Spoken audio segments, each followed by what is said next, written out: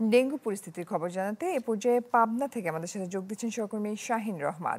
শাহিন, বৃষ্টি বাড়ার সাথে সাথে ডেঙ্গুর প্রকোপও বেড়েছে সারা দেশে। পাবনায় এর প্রভাব কেমন দেখছেন, আর আক্রান্তরা কি চিকিৎসা সেবা নিয়ে সন্তুষ্ট?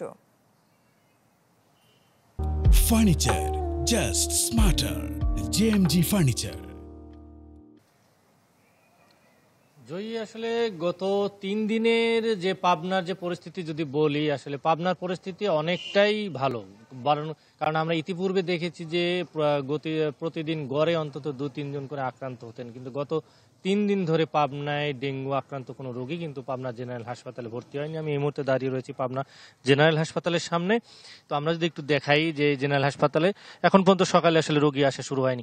যেটি বলছিলাম যে আসলে পাবনায় যে ডেঙ্গু পরিস্থিতি, গত 3 দিনে রোগী ভর্তির সংখ্যা 0, এবং গত কয়েকদিন ধরে যে রোগী ভর্তি ছিল সেটি এখন বর্তমানে পাবনা জেনারেল হাসপাতালে চিকিৎসাধীন রয়েছেন 7 জন ডেঙ্গু আক্রান্ত রোগী। এবং গত জানুয়ারি মাস থেকে এই আজকে পর্যন্ত, গতকাল 8 আগস্ট পর্যন্ত এখন পর্যন্ত পাবনা জেনারেল হাসপাতালে, অর্থাৎ পাবনা জেলায় বলা যায় যে 97 জন ডেঙ্গু আক্রান্ত রোগী তারা কিন্তু চিকিৎসা নিয়েছেন। এখন পর্যন্ত ডেঙ্গু আক্রান্ত কোনো রোগী কিন্তু মারা যায়নি, আমরা যেটি হাসপাতাল কর্তৃপক্ষের যে তথ্য সেই তথ্য অনুযায়ী আমরা জানতে পেরেছি।